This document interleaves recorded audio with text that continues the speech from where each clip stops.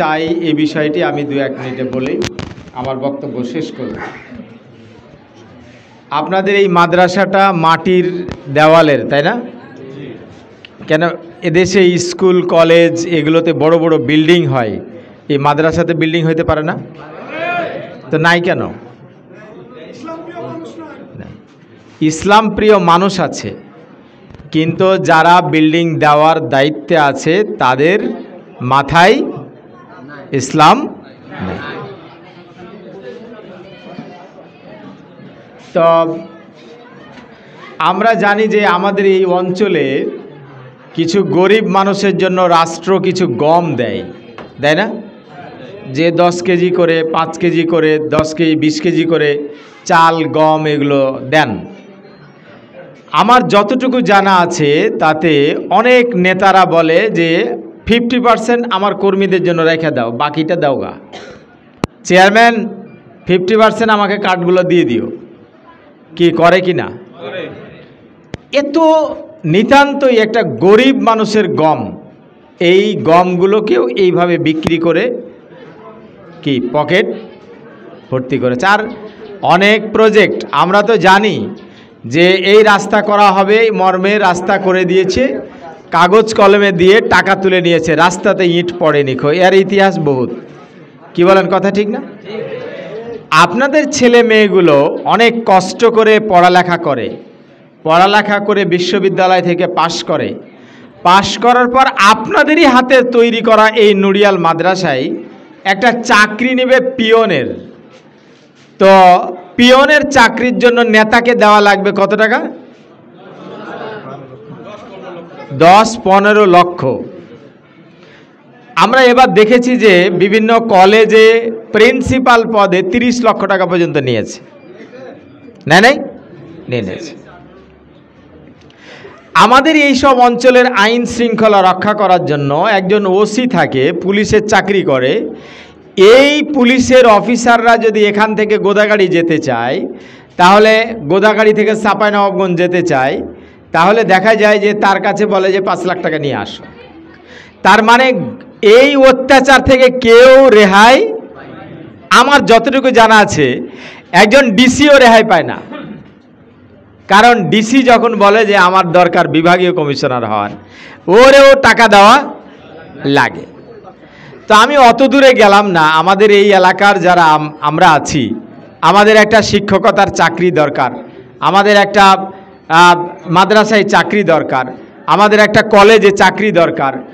এই চাকরিগুলো আমরা এই 15 লক্ষ টাকা নেতার পকেটে দিয়ে আগামীতেও কি আপনারা দিতে চান? চান না? কারা কারা চান না? আমি বলছি, আমি অধ্যাপক মুজিবুর রহমানের সামনে ওয়াদা করছি যে অধ্যাপক মুজিবুর রহমান যদি এমপি হন, তাহলে আমার গোদাগাড়ি তানোরের কোনো মাদ্রাসায় এই নিয়োগে কোনো এমপি অথবা নেতার পকেটে কোনো টাকা ঢুকবে না, ইনশাআল্লাহ। আমি গত মাসেই আপনাদের এই তানোরেরই একটা মাদ্রাসা, তানোর ইসলাহিয়া মাদ্রাসা, ওখানে ওই মাদ্রাসা যে ট্রাস্টের চেয়ারম্যান অধ্যাপক মুজিবুর রহমান, তিনি 1986 সালে এই ট্রাস্ট করেছেন। আমি যতটুকু জানি 1986 সাল থেকে তিনি এই সকল ট্রাস্টের স্কুল মাদ্রাসায় টিচার নিয়োগে কোনো টাকা নেওয়ার ব্যাপারে তিনি বিন্দু পরিমাণ সম্মতি দেন নাই। যদিও এই সকল প্রতিষ্ঠানে কোনো বিল্ডিং নাই, বলেছে যে গাছতলায় পড়াও, তাও কোনো টিচারের কাছ থেকে টাকা নিতে পাবে না। আমরা গত মাসে এখানে 3জন এমপ্লয়ি নিয়োগ দিয়েছি, একজন সহসুপার, একজন কেরানি এবং আরেকজন, 3জন আমরা নিয়োগ দিয়েছি।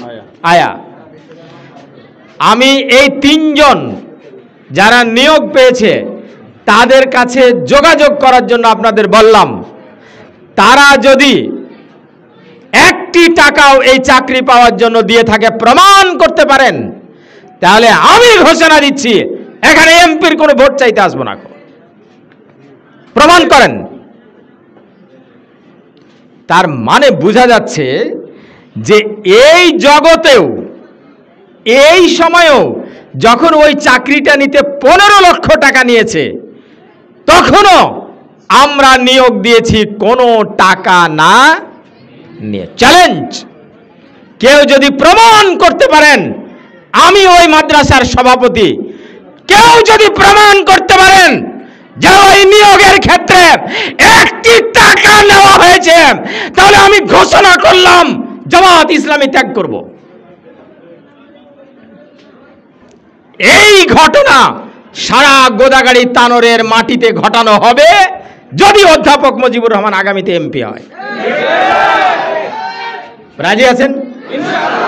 পাড়া মহল্লা গ্রামগঞ্জে মায়েদেরকে আমার এই কোমলমতি শিশু বাচ্চাদের ছাত্রদের জানায় দেন, তোমাদেরকে মেধার ভিত্তিতে চাকরি দেওয়া হবে।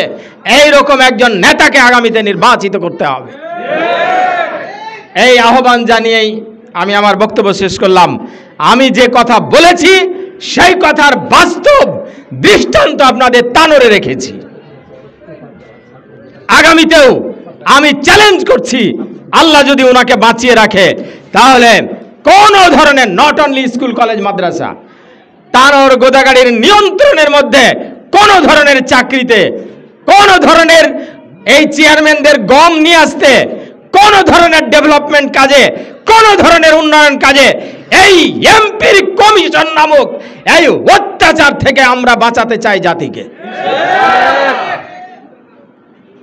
এই আবেদন জানিয়েই আমার কথা শেষ করলাম। আল্লাহ হাফেজ। আসসালামু আলাইকুম ওয়া রাহমাতুল্লাহি ওয়া বারাকাতুহু।